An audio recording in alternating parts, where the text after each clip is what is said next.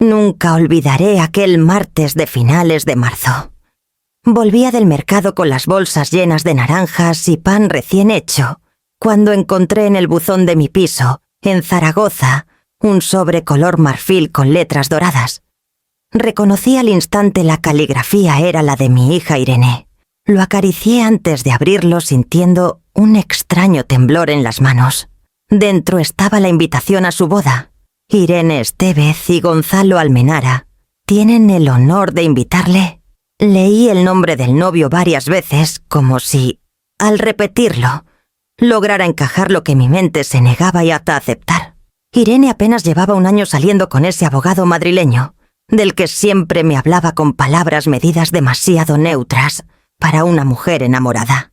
Decía: «Es atento, es correcto, nunca me hace reír o me siento viva a su lado». Me senté en la mesa de la cocina rodeada por el olor del café frío que había dejado a medias y repasé cada detalle de la tarjeta.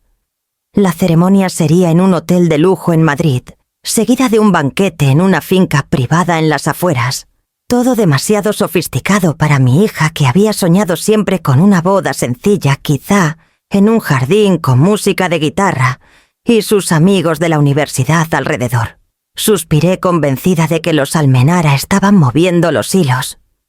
Entonces vi que en el sobre había un papel más doblado aparte. No era un adorno ni una tarjeta de agradecimiento. Era una nota escrita a mano con trazo rápido, casi nervioso. «No dejes que tu hija firme nada. Pagarás caro». Me quedé helada. El corazón se me aceleró de golpe como si alguien hubiese tocado a mi puerta en plena madrugada. Miré alrededor como si pudiera descubrir en mi cocina quién había escrito aquellas palabras. El sobre venía de Madrid con el mismo franqueo que la invitación, pero esa nota no tenía nada que ver con la caligrafía pulcra de la tarjeta oficial. Lo primero que pensé fue en Irene. Cogí el teléfono y marqué su número. Contestó con voz agitada como si me hubiera estado esperando. «Mamá, ¿lo has recibido?», dijo antes de que yo pronunciara una palabra. «Sí, hija, acabo de abrirlo». Intenté sonar serena, pero no pude evitar el temblor en la voz. «Es pronto, Irene. ¿No crees?» «Ya lo sé, pero...» Gonzalo insiste en que no hay que alargarlo. Su madre ha preparado todo con tanta ilusión. Su frase se perdió en un silencio incómodo. Estuve a punto de preguntarle por la nota, pero contuve las palabras. No quería alarmarla sin entender yo misma de qué se trataba. Preferí dejar que siguiera hablando. «¿Vendrás, verdad?», preguntó al fin con ese tono vulnerable que no le escuchaba desde niña. «Claro que sí», respondí, aunque por dentro mi pecho se apretaba con dudas. «No faltaría a tu boda». Colgué y me quedé observando la invitación sobre la mesa. El nombre Almenara parecía brillar con arrogancia bajo la luz. Recordé vagamente haber leído algo en la prensa sobre esa familia, bufetes poderosos, clínicas privadas, negocios en Marbella. Gente acostumbradas a mandar y a que nadie les lleve la contraria. Guardé la nota en mi bolso, convencida de que no era una broma. Había un peligro, algo que Irene no veía o no quería ver. 2 días después viajé a Madrid para asistir a la fiesta de compromiso que organizaron en un hotel céntrico. Al entrar al salón iluminado por arañas de cristal, sentí que mis zapatos sencillos chirriaban contra el mármol pulido. Irene vino corriendo hacia abrazarme. Estaba preciosa con un vestido azul, pero sus ojos reflejaban cansancio. Gonzalo la tomó del brazo como quien toma un trofeo y me saludó con una sonrisa impecable, demasiado ensayada. «Encantado de conocerla, señora Estévez», me dijo besándome la mano con un gesto teatral. «El gusto es mío», contesté intentando descifrar en su mirada algo más que esa cortesía vacía. La velada transcurrió entre brindis y discursos. Todos hablaban de lo afortunada que era Irene al entrar en tan distinguida familia. Yo permanecía en silencio observando cómo Beatriz Almenara, la madre del novio, dirigía cada detalle con un gesto leve de la mano, como una directora de orquesta. A Irene apenas le preguntaban nada. Su sonrisa parecía una máscara que se le resquebrajaba por momentos. Mientras los invitados reían, y la música de piano llenaba la sala, yo no podía apartar de mi mente la nota anónima escondida en mi bolso. Las palabras me martilleaban. No dejes que tu hija firme nada. Algo oscuro se cernía sobre nosotros, aunque todavía no alcanzaba a ver su forma. Esa noche, al regresar al pequeño hotel donde me alojaba, me tumbé en la cama sin quitarme los zapatos. Cerré los ojos, pero solo veía el rostro pálido de mi hija y esa sonrisa de cartón piedra. Y supe con la misma certeza que cuando una tormenta se anuncia en el horizonte, que aquel compromiso escondía más de lo que todos aparentaban. Al día siguiente tendría mi primer carriage a cara con Beatriz Almenara. A la mañana siguiente me desperté con la sensación de que apenas había dormido. El ruido de los coches en la Gran Vía se colaba por la ventana del hotel y me recordó que esa noche tendría que enfrentarme a la familia Almenara en la cena de presentación. Me pasé el día dando vueltas por Madrid, sin rumbo más, para calmar mi ansiedad que por turismo. Compré un par de pendientes sencillos en una tienda de barrio y me convencí de que la sobriedad era la mejor armadura para la ocasión. Al caer la tarde, me vestí con un traje negro que había guardado para entrevistas formales y me dirigí al hotel de lujo, donde se celebraría la cena. La fachada iluminada con focos dorados imponía solo con mirarla. Al entrar, un mayordomo me guió hacia un salón privado, decorado con mármol y cortinas de terciopelo. Me sentí fuera de lugar, como si hubiera atravesado un portal hacia un mundo donde las sonrisas eran tan frías como la plata. Irene me recibió en la entrada con un beso apresurado en la mejilla. Estaba nerviosa, lo noté en la forma en que apretaba el clutch entre sus dedos. «Mamá, me alegra que estés aquí», susurró. «No hagas caso si mi futura suegra se pone un poco intensa».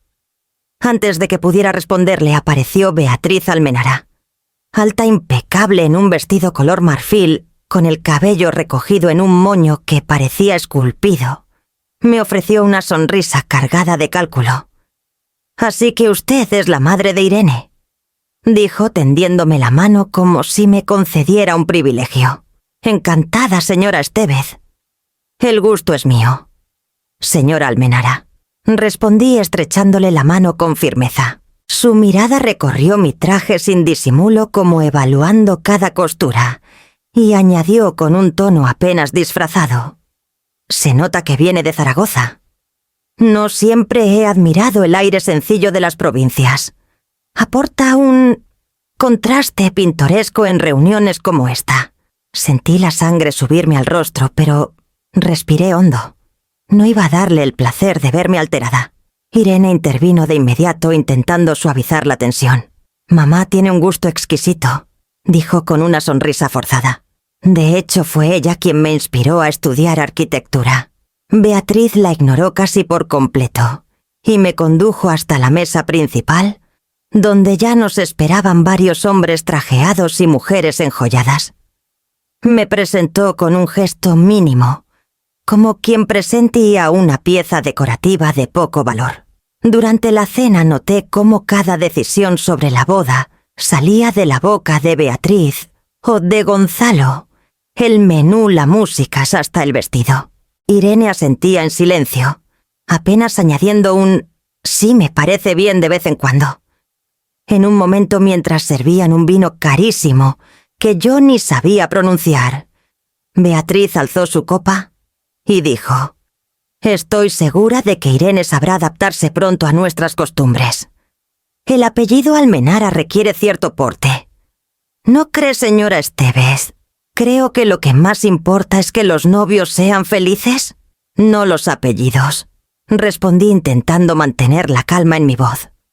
Algunos de los invitados intercambiaron miradas como si hubiera cometido una imprudencia. Irene me miró con súplica, pidiéndome que no diera más batalla. Yo callé, pero mi interior ardía. La velada continuó entre risas falsas y anécdotas que me resultaban ajenas. A cada instante confirmaba que no era mi hija quien dirigía su boda, sino esta mujer altiva que ya la trataba como propiedad de su familia. Me dolía ver cómo Irene se encogía poco a poco, como si tratara de encajar en un molde que no le pertenecía. Al terminar la cena, Beatriz se acercó a mí con esa sonrisa glacial y me tomó del brazo con delicadeza fingida. Espero que no se sienta incómoda, señora Estevez. Entiendo que estos ambientes pueden ser un poco abrumadores para quienes no están acostumbrados, pero confíe en mí, todo lo que hacemos es por el bien de Irene. Asentí sin responder porque cualquier palabra mía podía ser usada en mi contra. Solo cuando la vi alejarse entre los invitados, comprendí algo. Esa mujer no solo planeaba una boda, planeaba absorber a mi hija en su mundo de reglas y apariencias, borrando cualquier rastro de la joven libre que yo había criado. Esa noche regresé al hotel con el estómago revuelto y la certeza de que la batalla apenas comenzaba, porque al día siguiente descubrirías que hasta dónde llegaba el control de los Almenara. El viaje a San Sebastián me dejó exhausta. Había aceptado la invitación porque Irene insistió con voz suplicante. «Mamá, tienes que venir, será importante para mí». Lo dijo como quien pide auxilio sin usar la palabra auxilio. Así que subí al tren y durante horas miré por la ventana los campos y montañas del norte, intentando ordenar las sensaciones que me había dejado aquella cena en Madrid. La finca donde se celebraba la fiesta de compromiso parecía salida de una postal. Un caserío renovado con jardines infinitos, fuentes iluminadas y camareros vestidos de negro que se movían con precisión coreográfica. El aire fresco del Cantábrico traía olor a sal mezclado con perfume caro. Todo brillaba, pero lo que más me impactó fue la expresión de Irene al verme llegar. Sonreía, sí, pero sus ojos decían otra cosa: miedo, o tal vez cansancio, como si cada gesto le costara el doble de lo que debería. Gonzalo, impecable en un traje azul marino, me saludó con un abrazo exagerado. Luego me llevó casi arrastrada hacia un grupo de empresarios y políticos locales, presentándome como la madre de la futura señora Almenara. Hablaba sin parar, enumerando proyectos, inversiones, contactos. Yo apenas asentía, sintiéndome invisible. En ningún momento preguntó a Irene qué opinaba, qué quería, qué pensaba de todo lo que se discutía. Ella permanecía detrás sonriente como una figura de porcelana. Me costaba reconocerla. Irene había sido siempre la joven que discutía en la mesa sobre urbanismo sostenible, la que defendía a sus amigas en la universidad, la que organizaba picnics con guitarras y bocadillos de tortilla en el Ebro. Ahora parecía reducida a un accesorio más en la vitrina de los Almenara. Busqué con la mirada a alguna de sus amigas de siempre. Recordaba a Clara, a Nuria, a las gemelas Sáenz, con quienes había compartido viajes y noches de estudio. Pero ninguna estaba allí.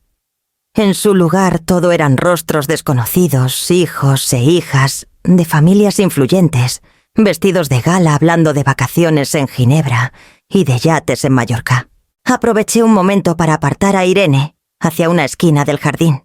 «Hija, ¿y tus amigas? ¿No venían?», le pregunté, en voz baja. Ella bajó la mirada y forzó otra sonrisa. «Mamá, es que la lista era muy larga. ¿Y Gonzalo?» Bueno, su madre dijo que había que priorizar a los contactos de la familia. Sentí un frío recorrerme la espalda. «¿Priorizar?», repetí. «No pasa nada», añadió rápido como disculpándose. «Ya celebraré algo más íntimo con ellas después».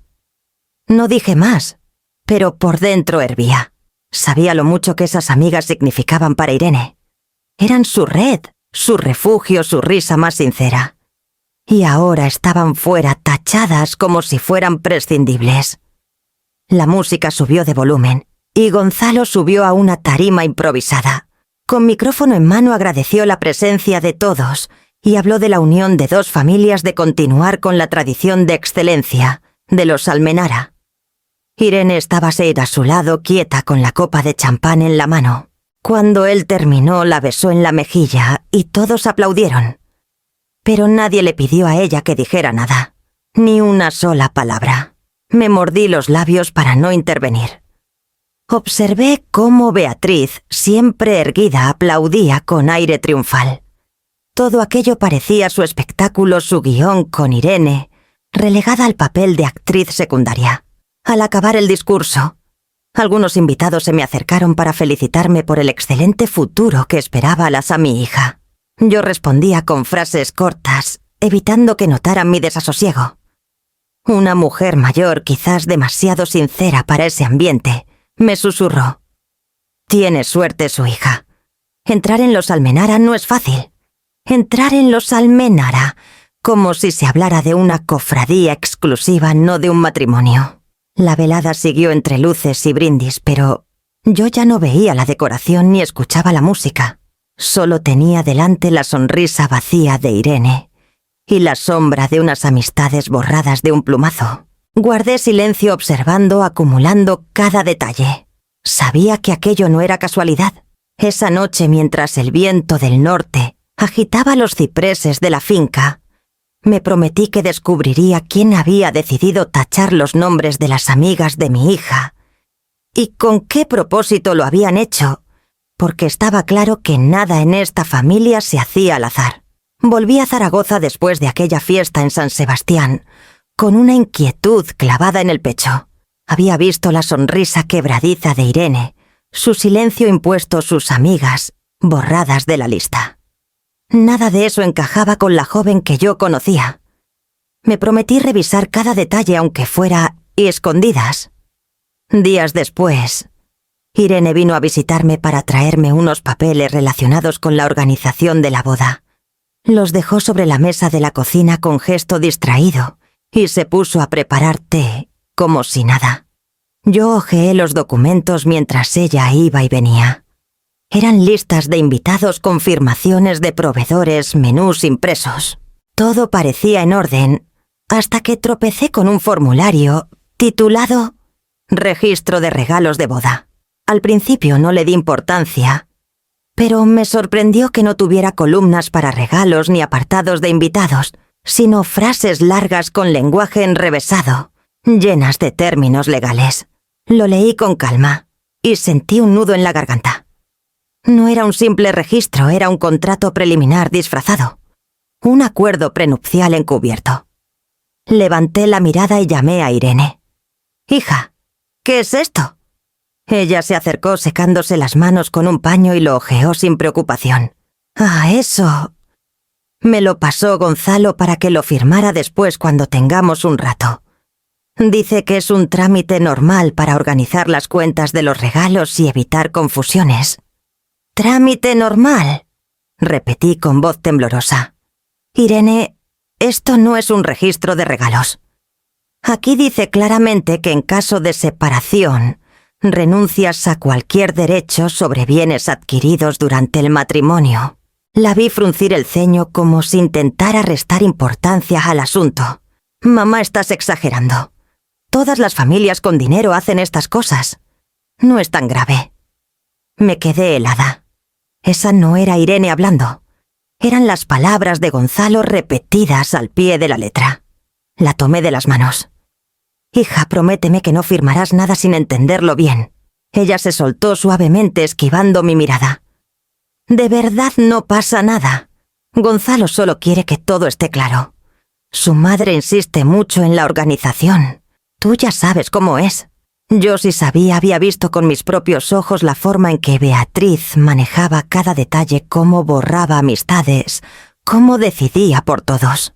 El aire de suficiencia con que me había llamado provinciana me volvía ahora como una bofetada. Y allí estaba la prueba de que sus planes eran más oscuros de lo que aparentaban. Guardé el papel en mi bolso sin que Irene lo notara, convencida de que debía mostrarlo a alguien que entendiera. Aquella noche llamé a Valentín, un viejo amigo notario, con quien no hablaba desde hacía años. Le conté con voz entrecortada lo que había encontrado. «Maite, eso no es un simple acuerdo», me dijo con tono grave. «Si lo firman tal como está tu hija, quedará completamente desprotegida. Es un texto abusivo». Colgué con el corazón encogido. Al volver a la cocina, Irene estaba sentada con la taza de té entre las manos mirando la nada. Me sonrió débilmente cuando me vio. Mamá confía en mí. Yo sé lo que hago. No respondí. Porque sabía que no era ella quien dirigía su vida, sino la familia que la había atrapado, con lujo, promesas y un contrato disfrazado de formulario inocente. Esa noche, al cerrar los ojos, solo pude pensar en lo que los Almenara pretendían ocultar, tras papeles tan calculadamente presentados, y en cómo iba a impedir que Irene diera un paso que podría sellar su destino. La invitación a la comida familiar llegó como una orden disfrazada de cortesía. Beatriz escribió que sería una ocasión íntima para ultimar detalles de la boda. Cuando llegamos al restaurante, un salón privado con ventanales hacia el retiro, supe que aquello de íntimo era solo un eufemismo. Había más de 15 personas sentadas, todos parientes o socios de los Almenara. El único rostro verdaderamente cercano era el de mi hija, y hasta ella parecía perdida en medio de aquella orquesta de voces que no le pertenecían. Nos ubicaron en una mesa alargada con Beatriz y Gonzalo en la cabecera. Irene quedó a un lado de su futuro esposo. Yo estratégicamente más hacia el centro, rodeada de tíos y primos que hablaban de inversiones inmobiliarias y viajes a Ginebra. Apenas comenzaban los entrantes cuando Beatriz abrió la libreta que llevaba consigo como si presidiera una junta directiva. Bien dijo con voz firme: repasemos lo pendiente. La música correrá a cargo de la orquesta que recomendó el embajador Ledesma. Ya está confirmada. Perfecto, asintió Gonzalo sirviéndose vino sin mirar a Irene. Y el menú será mariscos y cordero con opción vegetariana mínima para no complicarnos. De acuerdo. Y respecto a la luna de miel, yo sugiero: Mauricio, conozco al gerente del resort, les dará un trato excelente, añadió Beatriz con sonrisa satisfecha. Yo esperaba escuchar la voz de mi hija, alguna opinión, un matiz. Pero Irene se limitaba a sentir rígida, como quien escucha instrucciones de un profesor severo. No resistí más. Disculpen, intervine mirando a mi hija. Irene, ¿no habías comentado que te ilusionaba un viaje por el sur de Italia? Ella levantó los ojos sorprendida, como si hubiera olvidado que podía hablar. Abrió la boca, pero Gonzalo la interrumpió con una carcajada suave. Oh, mamá, ya sabes cómo es Irene. Siempre soñando con cosas pintorescas. Pero para algo tan serio, necesitamos un destino a la altura de nuestro apellido. Las risas de los primos se mezclaron como un coro obediente. Yo me quedé helada. Miré a mi hija, su sonrisa forzada se tensaba, pero bajo la mesa sentí cómo apretaba mi mano con fuerza. Ese gesto silencioso decía más que cualquier palabra. Estoy atrapada. Volví a intentarlo, aunque sabía lo que se arriesgaba al romper aquel guión. Con todo respeto, la boda debería reflejar también lo que Irene quiere, no solo lo que la familia decide. El silencio que siguió fue glacial. Beatriz me miró con esos ojos que parecían cuchillas escondidas tras una máscara educada. Por supuesto, respondió con voz suave. Demasiado suave. Nuestra querida Irene tendrá su momento, pero entenderá que las decisiones importantes deben estar bien pensadas. ¿Y quién mejor que nosotros para guiarlos? Algunos asintieron, otros bebieron de sus copas para esquivar la tensión. Yo sentí una corriente fría recorrerme los brazos, pero no me retracté. Durante el resto de la comida, Irene no habló una sola vez. Cada decisión, desde las flores hasta la distribución de las mesas, fue tomada por Beatriz o Gonzalo.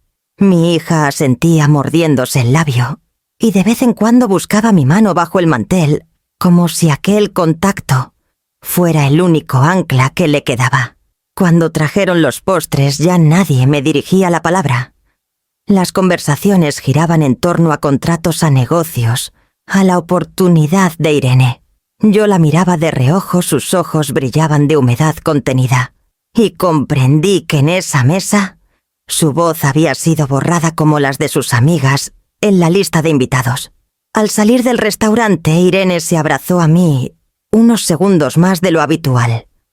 Sentí su respiración agitada en mi cuello.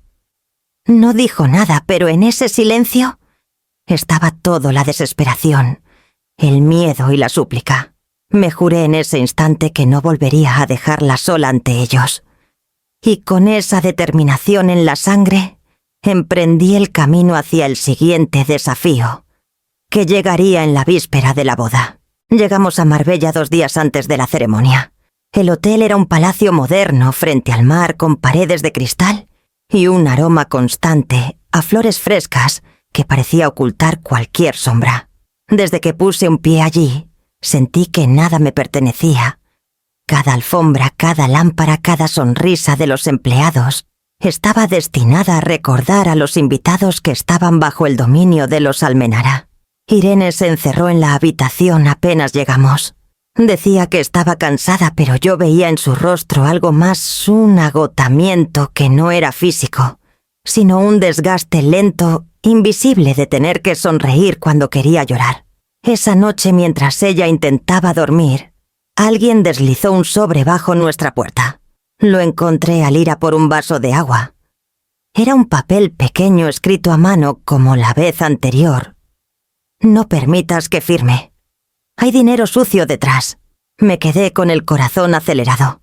Guardé la nota en mi bolso y la doblé varias veces como si así pudiera controlar la angustia que me producía. Ya no era solo una advertencia vaga.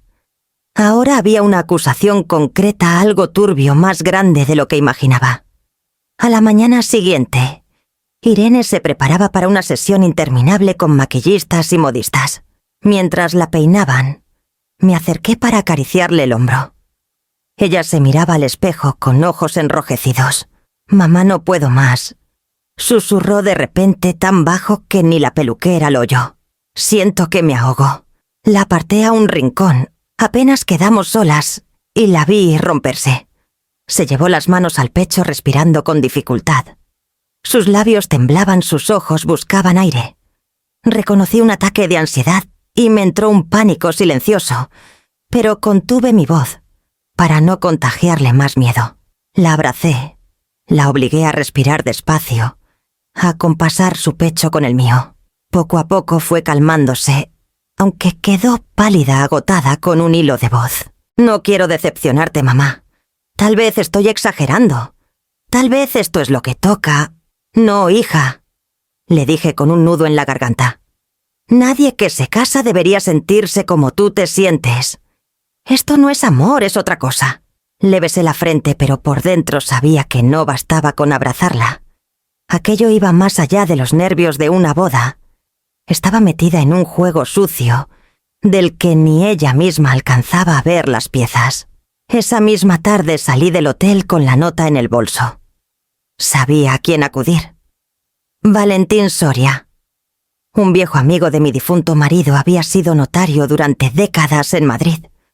Un hombre serio, discreto, que conocía las entrañas de muchas familias poderosas. Le llamé desde la terraza del hotel con el mar rugiendo de fondo. «Valentín, soy Maite. Perdona que te moleste después de tanto tiempo. Necesito ayuda». «Es sobre Irene y la familia con la que va a casarse». Me escuchó en silencio. Cuando terminé, habló con la calma de quien ha visto demasiado en la vida. «Mándame lo que tengas. Yo investigaré en los registros. Si hay dinero sucio, como dices, debe dejar huellas». Colgué con un temblor en las manos. Regresé a la habitación y encontré a Irene dormida sobre la cama, aún con el maquillaje a medio hacer. La cubrí con una manta ligera y me senté a su lado. Afuera la brisa de Marbella traía olor a jazmín, pero a mí solo me llegaba el hedor invisible de una amenaza que cada vez se hacía más real. Y fue en ese silencio, mirando a mi hija rendida, cuando supe que lo que Valentín pudiera descubrir en aquellos registros podría ser la única llave para liberarla antes de que fuera demasiado tarde. La mañana de la boda amaneció con un cielo limpio y un sol que hacía brillar cada rincón del resort en Marbella. Desde la ventana de la habitación podía ver cómo los organizadores corrían de un lado a otro, ajustando flores, alfombras y velas. Todo estaba calculado al milímetro, como si la perfección estética pudiera tapar cualquier mancha. Irene seguía en silencio rodeada de maquilladores y modistas que la trataban como a una muñeca de porcelana. Yo me mantenía a un lado observando. Al bajar al vestíbulo me encontré con un desfile de coches de lujo estacionados frente a la entrada, Lamborghinis, Bentleys, Mercedes blindados. Choferes uniformados abrían puertas a señores de traje oscuro y a mujeres enjolladas. Reconocí a un par de políticos de Madrid que solo había visto en televisión y también a empresarios cuyo nombre aparecía con frecuencia en los periódicos económicos. Comprendí que aquella boda era mucho más que la unión de dos jóvenes, era una vitrina de poder. Mientras esperaba a que me indicaran dónde debía sentarme, me crucé con varios invitados que me miraron de arriba abajo, con una mezcla de curiosidad y condescendencia. Algunos me saludaron con sonrisas tensas, otros ni siquiera fingieron. Sentí el mismo frío que me recorrió en San Sebastián, pero multiplicado. No pertenecía a ese lugar. Beatriz apareció impecable con un vestido rojo que contrastaba con la sobriedad del resto. Caminaba como una reina coronada, dando órdenes a los coordinadores, sin alzar demasiado la voz, pero logrando que todos corrieran a obedecer. Cuando pasó cerca de mí, me dedicó una sonrisa breve cargada de veneno, disfrazado de cortesía. «Espero que disfrute la ceremonia, señora Estevez», me dijo. «Todo esto está pensado para que Irene brille». No respondí, porque sabía que lo que brillaba no era mi hija, sino el apellido Almenara. Me sentaron en la tercera fila, no demasiado cerca del altar, como si hasta en los asientos hubieran querido marcar distancias. Desde allí, contemplé el escenario, un arco de flores blancas, frente al mar sillas alineadas sobre una alfombra de terciopelo y una orquesta afinando instrumentos. Los invitados charlaban animadamente intercambiando tarjetas y promesas de negocios futuros. Irene apareció finalmente conducida por dos damas de honor, elegidas por Beatriz. Estaba hermosa, sí, pero su rostro pálido y sus ojos apagados me desgarraron por dentro. Avanzaba como en un sueño que no era suyo. Gonzalo la esperaba en el altar impecable y sonriente, estrechando manos, recibiendo felicitaciones, como si fuera el protagonista de una premiación. Yo apenas podía respirar. Sentía que todo a mi alrededor me expulsaba, que aquel universo de poder y riqueza se había erigido como un muro para callar cualquier voz distinta. Me pregunté qué hacía yo allí sola, rodeada de políticos, empresarios y banqueros, cuando lo único que quería era gritar que mi hija no era un trofeo.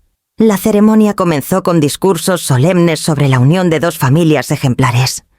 Los invitados aplaudían cada frase como si estuvieran asistiendo a una inversión segura y no a una boda. Irene asentía mecánicamente sin decir palabra. Cada segundo que pasaba me convencía más de que aquel espectáculo era una trampa cuidadosamente diseñada para encerrarla. Apreté los puños sobre mi regazo. No sabía aún cómo, pero tenía claro que no podía permitir que ese guión siguiera su curso. Miré a mi hija tan cerca y a la vez tan lejos, y sentí una fuerza que me nacía de la sangre, porque aunque pareciera sola frente a ese imperio, sabía que pronto llegaría el momento de alzar la voz, y no pensaba callar. El banquete comenzó en un salón inmenso con techos altos cubiertos de frescos y lámparas de cristal, que lanzaban destellos sobre las mesas. Todo estaba dispuesto como en una ópera, platos de porcelana fina, cubiertos de plata, botellas de vino francés, descorchadas una tras otra. El murmullo de conversaciones se mezclaba con la música de un cuarteto de cuerdas. Yo apenas probaba bocado. La comida sabía a nada, porque lo único que veía era a mi hija sentada junto a Gonzalo, rígida, sonriendo por obligación cada vez que alguien le dirigía la palabra. Pasaron los primeros brindis. Políticos, empresarios y familiares de los Almenara dedicaban palabras cargadas de elogios a la gran unión de apellidos, a la tradición de excelencia. Yo esperaba al menos que alguien hablara de Irene como persona, no como pieza de una transacción. Pero nadie lo hizo. De pronto Beatriz Se puso en pie. Todo el salón se silenció de inmediato. Con la copa de champán en la mano, avanzó hacia el centro y se colocó frente a los invitados, con la autoridad de una reina que sabe que nadie le llevará la contraria. Queridos amigos, empezó con voz firme, hoy es un día memorable para nuestra familia. Damos la bienvenida a Irene, una joven encantadora que ha tenido la fortuna de entrar en los Almenara. Giré el rostro hacia mi hija. Irene bajó la mirada. Sabía lo que venía. Espero que sepa estar agradecida. Continuó Beatriz alzando la barbilla. No todas las muchachas tienen esta oportunidad. Ser parte de nosotros no es un regalo, es un privilegio que debe honrarse con humildad y con obediencia. Algunas risas apagadas se escucharon en la sala como si fuera una ocurrencia ingeniosa. Yo sentí un nudo en la garganta. Vi cómo Irene tragaba saliva y sus manos temblaban sobre la mesa. Entonces Beatriz giró la cabeza a ir hacia mí. Sus ojos se afilaron como cuchillas, y en cuanto a su madre dijo subiendo apenas el tono para que todos escucharan, es comprensible que no entienda lo que significa formar parte de una familia como la nuestra. Después de todo viene de donde viene. Se detuvo un segundo y con una sonrisa helada soltó la palabra que aún resuena en mis oídos basura. El silencio fue absoluto. Nadie respiró. Solo el tintinear de una cuchara cayó sobre un plato. Beatriz, como si no hubiera dicho nada grave, sacó de su bolso un sobre grueso y lo lanzó sobre la mesa delante de mí. Aquí está lo que debe firmar su hija, declaró con frialdad. Un acuerdo prenupcial necesario para preservar el buen nombre de los Almenara. El sobre resbaló y el documento salió parcialmente manchando con tinta negra el mantel blanco. Me quedé helada. Aquello no era ya un gesto de control. Era una humillación pública calculada para quebrarme. Vi a Irene ponerse de pie bruscamente con los ojos llenos de lágrimas. Su voz no salió. Gonzalo, en cambio, continuaba sonriendo como si no ocurriera nada, brindando con el invitado a su derecha. Y los demás, todos permanecían mudos, petrificados en un silencio cobarde. El sobre estaba abierto delante de mí. Sentí el impulso de levantarlo, de gritar, de defender a mi hija y a mí misma. Por primera vez en mi vida comprendí que la dignidad no se pide, se defiende con las manos, aunque tiemblen. El aire en el salón se hizo irrespirable. Y fue allí, con todos callando, con mi hija ahogada en lágrimas y con mi nombre pisoteado, cuando supe que había llegado el momento de actuar, porque no podía permitir que nadie volviera a tratarnos como mercancía. Me levanté despacio, y el sonido de mi silla, arrastrándose contra el suelo, rompió aquel silencio sepulcral, preparando el siguiente paso que cambiaría todo. El salón entero contenía el aliento.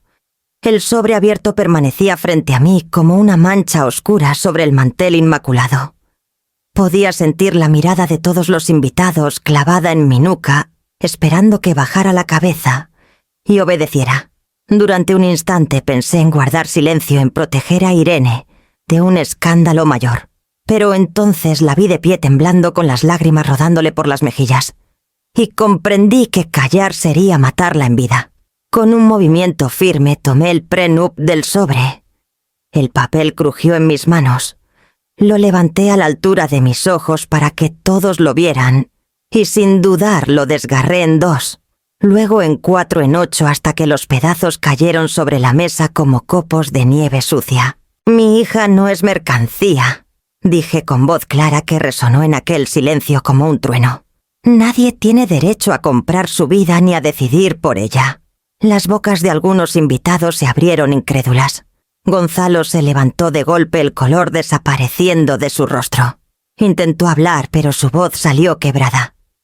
Beatriz, en cambio, se quedó inmóvil, la sonrisa congelada como una máscara rota que no sabía cómo recomponerse. Sentí la mano de Irene buscar la mía con desesperación. La apreté con fuerza y la ayudé a avanzar. «Vámonos, hija», susurré. El eco de nuestros pasos sobre el mármol llenó el salón más que cualquier discurso. Nadie se atrevió a detenernos. Solo escuché algunos murmullos, un «qué escándalo» en un rincón y el tintinear nervioso de copas mal sostenidas. Caminamos hacia la salida mientras los ojos nos seguían. Irene se aferraba a mi brazo como si fuera el último refugio. Yo mantenía la cabeza erguida, aunque por dentro mi corazón latía desbocado. Sentía que había desatado una tormenta, pero al mismo tiempo experimentaba una calma desconocida. Había dicho lo que debía. En la puerta del salón, un camarero trató de apartarse con torpeza, pero me detuve un segundo para mirarlo a los ojos. Él bajó la vista con un gesto que interpreté como respeto silencioso. Era la primera señal de humanidad en toda esa velada. Cuando salimos al jardín iluminado, el aire fresco de la noche nos golpeó el rostro. Irene rompió a sollozar contra mi hombro. «Gracias, mamá», murmuró entre lágrimas. Pensé que nadie me defendería. La abracé con fuerza acariciándole el cabello. «Nunca volverás a estar sola, hija. No mientras yo tenga voz». A lo lejos, a través de las ventanas del salón, pude ver a Beatriz de pie rodeada de invitados que intentaban consolarla. Sus labios se movían con furia contenida.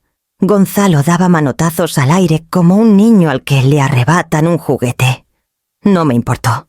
Seguí caminando con Irene hacia la salida del resort. La luna brillaba sobre el mar testigo de nuestra huida. Con cada paso que dábamos, me convencía más de que había hecho lo correcto. No sabía aún cómo reaccionaría la familia Almenara, ni qué consecuencias nos esperaban. Pero una cosa era cierta. Había abierto una grieta en su fachada perfecta, y esa grieta no se cerraría fácilmente. Esa noche, al subir al coche y ver a mi hija hecha un mar de lágrimas y alivio, entendí que lo que acabábamos de hacer era solo el principio de una batalla más grande que empezaría al amanecer. Encendí el coche con las manos todavía temblando. El motor rugió, pero lo único que escuchaba eran los latidos desbocados en mi pecho. Irene se dejó caer en el asiento del copiloto con el rostro hundido entre las manos. El maquillaje corrido dibujaba en sus mejillas un mapa de dolor que no necesitaba palabras. Conduje unos metros fuera del resort hasta detenerme en un arcén apartado frente al mar. Apagué el motor y dejé que el silencio nos envolviera. El sonido de las olas llegaba lejano, como un recordatorio de que la vida seguía latiendo, más allá de aquel infierno de apariencias. Irene, dije suavemente, «Ya está, se acabó, no volveremos ahí». Ella levantó la cabeza despacio, los ojos enrojecidos, la respiración entrecortada. Y entonces se quebró. Se abrazó a mí como cuando era niña y corría a mis brazos después de una pesadilla. «Mamá, yo ya lo sabía», balbuceó entre sollozos. Sabía que Gonzalo no me quería de verdad. Lo veía en su mirada, en cómo decidía todo sin preguntarme. Me sentí atrapada como si mi voz no importara. La apreté fuerte contra mi pecho intentando transmitirle una fuerza que ni yo misma tenía del todo. «Hija, ¿por qué no me lo dijiste antes?» «Porque pensaba que era mi culpa», respondió con la voz rota. Creí que si me esforzaba, si sonreía lo suficiente, él acabaría queriéndome de verdad. Pero cada día era peor. Me aisló de mis amigas, de mis decisiones, hasta de mis sueños, y yo me dejé llevar. Las lágrimas me ardían en los ojos, pero las contuve. No quería que pensara que lloraba de decepción, sino de rabia y de ternura. Pasé mi mano por su cabello y la besé en la frente. Fue entonces cuando su voz bajó aún más hasta convertirse en un susurro tembloroso. «Mamá, hay algo más». Me aparté lo justo para mirarlas a los ojos. Vi en ellos un miedo distinto, más hondo, más vulnerable. «Estoy embarazada», dijo, y supe que esas dos palabras cambiaban todo. Sentí que el aire se me escapaba. Mis manos buscaron las suyas instintivamente. Ella bajó la mirada avergonzada. 3 meses, continuó. «No se lo he dicho a Gonzalo. No podía. Sé que para él sería solo un heredero más de la familia, una ficha en el tablero de los Almenara. Yo no quiero que mi hijo crezca en ese mundo, mamá. El nudo en mi garganta se rompió. La abracé con toda mi fuerza, con lágrimas que esta vez no pude contener. Sentí el peso de la vida latiendo, no solo en mi hija, sino en el nieto que vendría. «No estás sola», le susurré entre sollozos. «Te lo juro por tu padre, por mí, por todo lo que te he luchado. Voy a protegerte a ti y a ese niño. Pase lo que pase, no permitiré que caigáis en sus manos». Ella hundió el rostro en mi hombro llorando en silencio, y yo acaricié su espalda como si quisiera sellar aquella promesa con cada gesto. El mar seguía rugiendo a lo lejos. En ese instante comprendí que mi batalla contra los Almenara ya no era solo por la dignidad de mi hija, sino por la vida de mi nieto, por un futuro que debía ser libre. Encendí de nuevo el motor con las lágrimas aún secándose en mis mejillas, y mientras el coche avanzaba hacia la carretera oscura, mi corazón latía con una sola certeza: la guerra apenas acababa de comenzar. Esa misma noche, después de dejar a Irene dormida en el pequeño hostal donde nos refugiamos, marqué el número de Valentín Soria. Habían pasado años desde la última vez que lo vi, pero en su voz reconocí de inmediato la misma firmeza que había acompañado a mi difunto marido en tantos momentos difíciles. «Maite, tranquila», me dijo tras escuchar mi relato atropellado. «No es la primera vez que me llegan rumores de los Almenara. Si tienes algún papel, mándamelo cuanto antes». Al día siguiente viajé a Madrid con la excusa de resolver trámites. Irene se quedó en el hostal demasiado frágil aún para enfrentar otra tormenta. Llevaba en mi bolso los pedazos del prenup que había roto junto con copias de aquel supuesto registro de regalos de boda. Valentín me recibió en su despacho retirado, un lugar discreto lleno de archivadores que parecían contener la memoria entera de la ciudad. Extendí los documentos sobre la mesa. Él se ajustó las gafas, leyó en silencio durante largos minutos y finalmente me miró con gesto grave. «Aquí está la trampa, Maite. Este prenup no solo limita a Irene, la convierte en un escudo. Si Gonzalo o su familia enfrentan problemas legales, todo recaería en ella como representante de ciertas propiedades». Sentí que el suelo se movía bajo mis pies. «¿Quieres decir que mi hija iba a ser utilizada como testaferro?» «Valentín», asintió despacio. «Exactamente. Mira este párrafo». Señaló una cláusula escrita en lenguaje técnico. «En caso de litigio, la parte B responderá como titular de los bienes registrados durante la unión conyugal.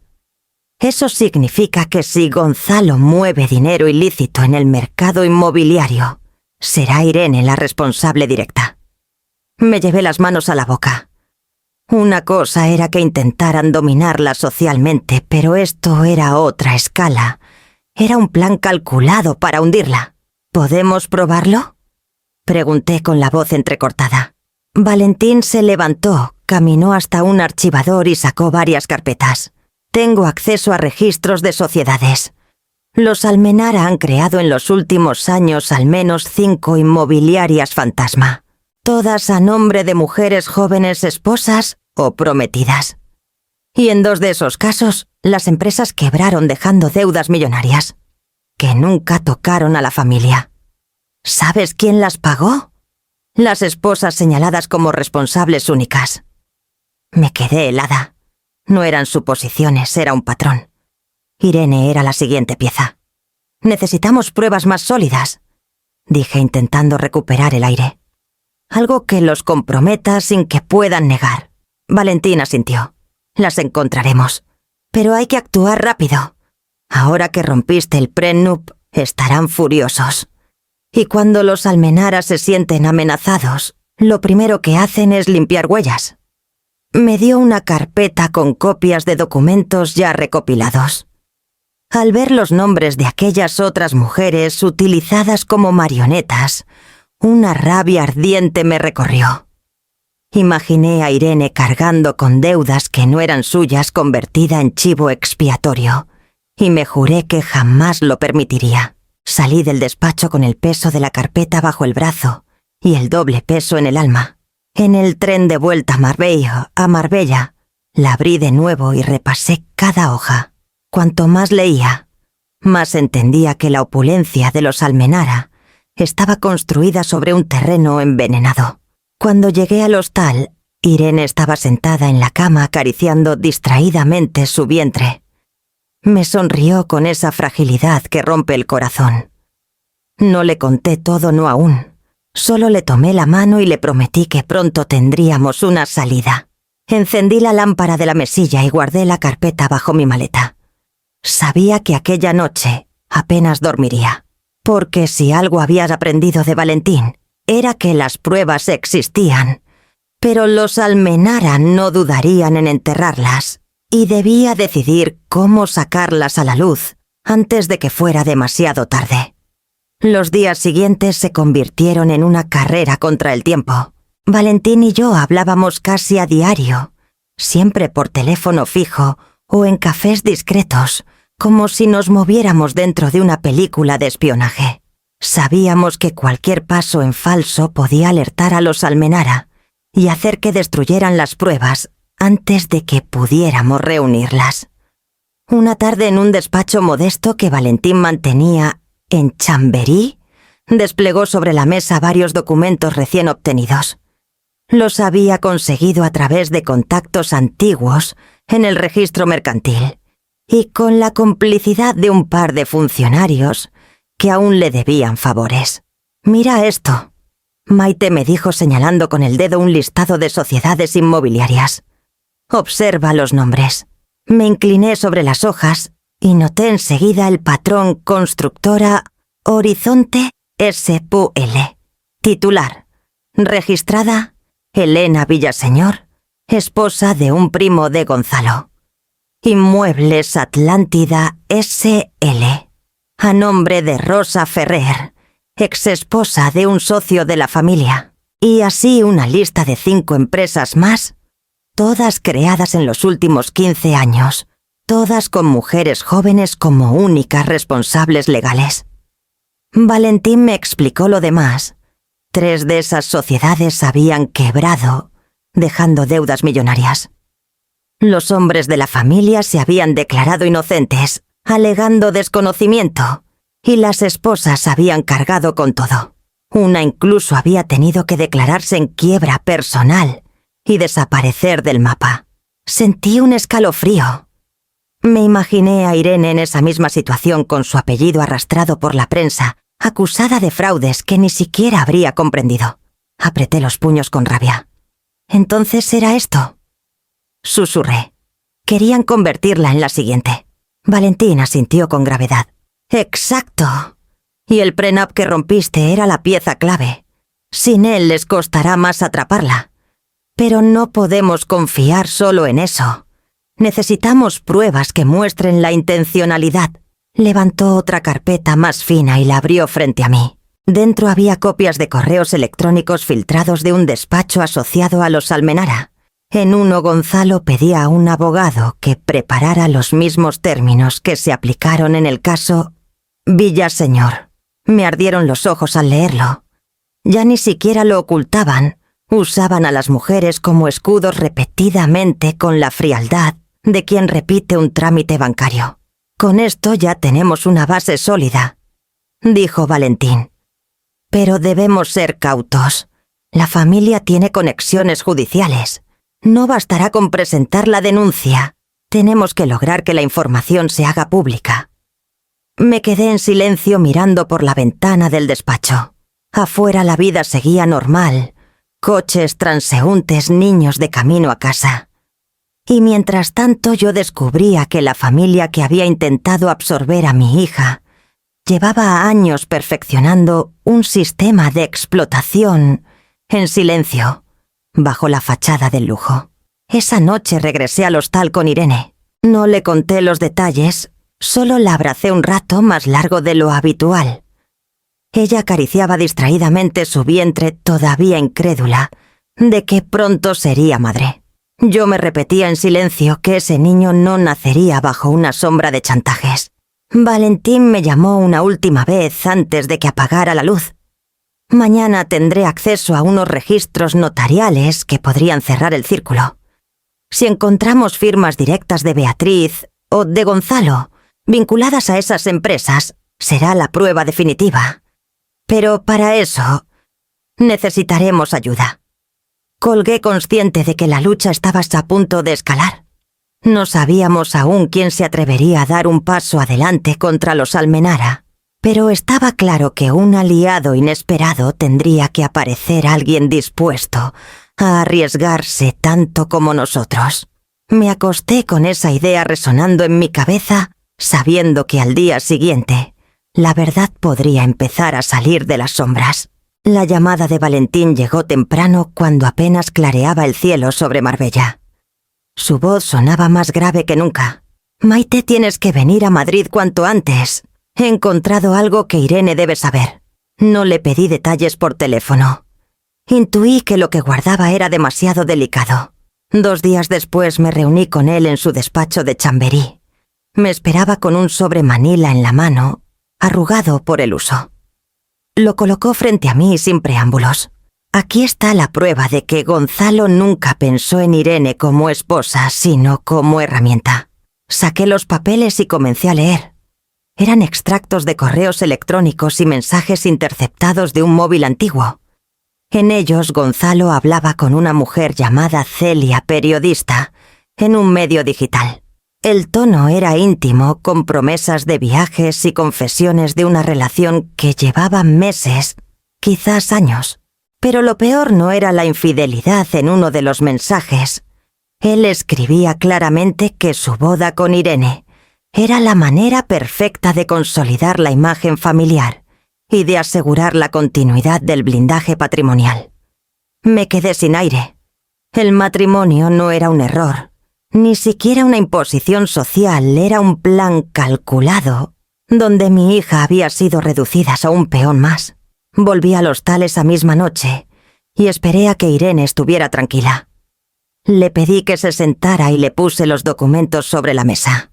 Me miró confundida al principio, pero a medida que leía sus ojos, se llenaron de lágrimas. Entonces, su voz se quebró, nunca me quiso.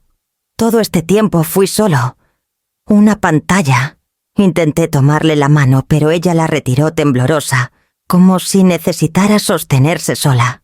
Caminó por la habitación con las lágrimas cayendo sin control. Me aisló de mis amigas, me obligó a sonreír en sus fiestas, me robó hasta las decisiones más pequeñas. Y yo lo acepté creyendo que era amor.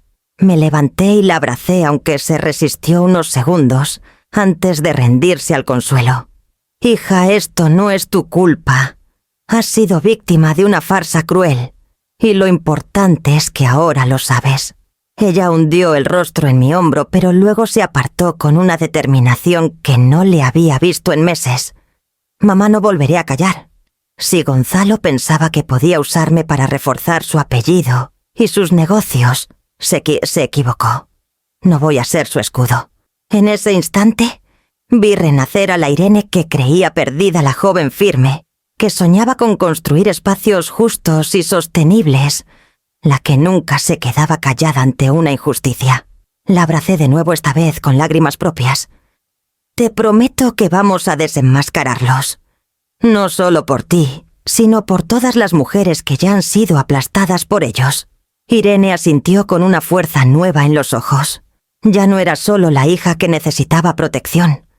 Era una mujer decidida a recuperar su voz. Esa noche, mientras ella dormía exhausta, me senté frente a la ventana con los papeles en la mano. El silencio del hostal contrastaba con el rugido de mi interior. El dolor se había transformado en algo más, en arma en motor. Y comprendí que ese dolor compartido sería el inicio de nuestra ofensiva contra los Almenara. Al amanecer, Irene se levantó con el rostro cansado pero los ojos encendidos. Mamá me dijo con firmeza: «Vamos a contar la verdad». Supe entonces que el siguiente paso no sería escondernos, sino exponerlos ante todos. Valentín fue claro, las pruebas eran suficientes para armar un expediente judicial. Pero si lo llevábamos únicamente por vía legal, Los Almenara encontrarían cómo enterrarlo. Lo que podía cambiar el rumbo era la opinión pública. Y ahí nació la idea filtrar todo a la prensa. A través de un contacto antiguo conseguí una cita con Clara Bañuelos, periodista de investigación en El País. Nos reunimos en un café discreto de Atocha. Le entregué un sobre con copias de contratos, correos y testimonios de las esposas usadas como testaferros. Clara hojeó los papeles con los ojos cada vez más abiertos. «Esto es dinamita». «Maite», dijo con voz grave, «si publico esto, los Almenara no se recuperarán fácilmente. Pero debo advertirte, se vengarán». «No importa», le respondí. «Lo único que importa es que mi hija y mi nieto no vivan bajo esa sombra». 3 días después, el reportaje salió a la luz.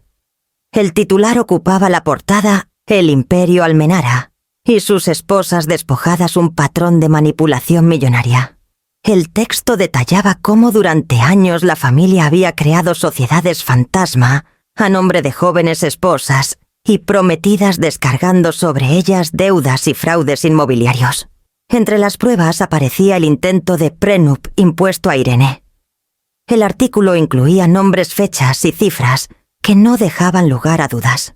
Las reacciones fueron inmediatas. En la televisión, tertulianos debatían acaloradamente. En redes sociales, el apellido Almenara se convirtió en tendencia. Miles de mujeres compartieron el reportaje con mensajes de indignación.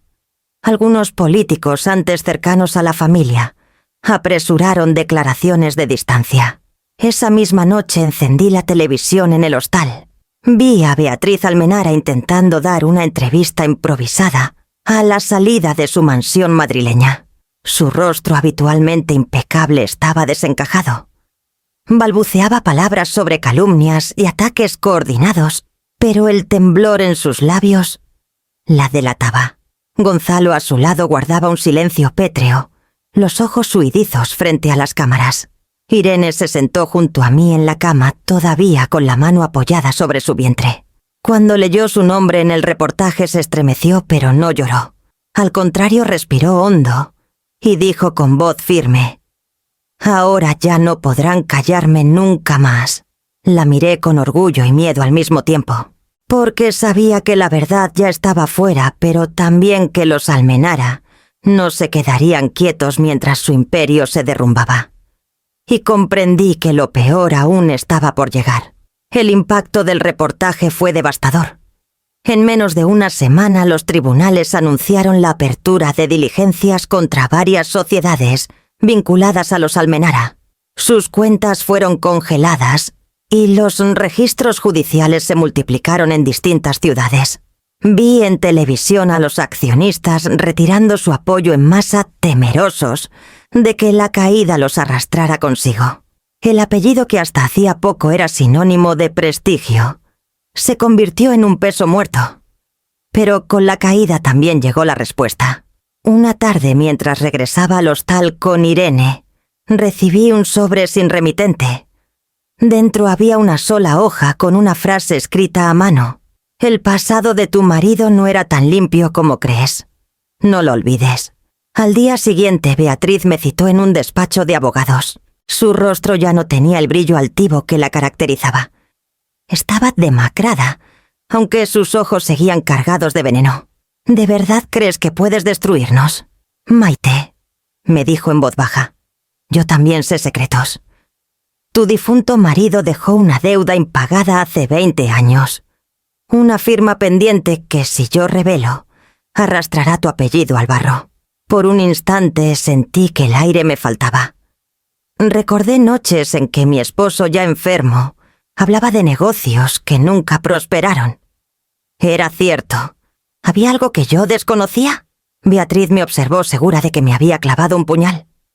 «Podría dar esa información a la prensa», continuó.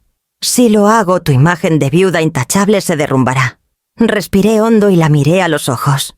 «Si existe esa deuda, la asumiré. No me avergüenza cargar con lo que deba.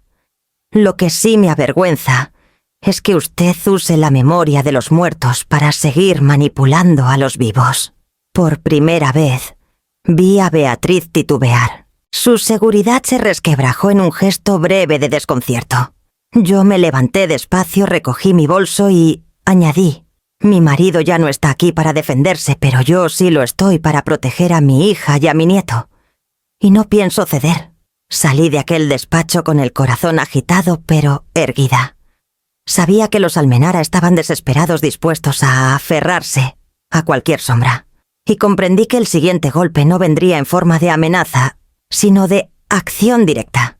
Los meses posteriores fueron un remolino del que apenas recuerdo fragmentos titulares en los periódicos, abogados entrando y saliendo de los juzgados, llamadas anónimas que colgaban al segundo de escuchar mi voz. Pero al final, la tormenta empezó a disiparse, y con ella llegó la necesidad de rehacer nuestra vida lejos de los restos del imperio Almenara. Elegimos Valencia, no porque tuviéramos vínculos allí, sino precisamente porque no los había. Una ciudad abierta al mar donde las calles no nos recordaban cada humillación pasada. Encontramos un piso pequeño, en un barrio tranquilo con naranjos en las aceras y un mercado cercano que devolvía algo de normalidad a nuestras rutinas. El primer día que entramos, Irene recorrió las habitaciones vacías con los ojos brillantes.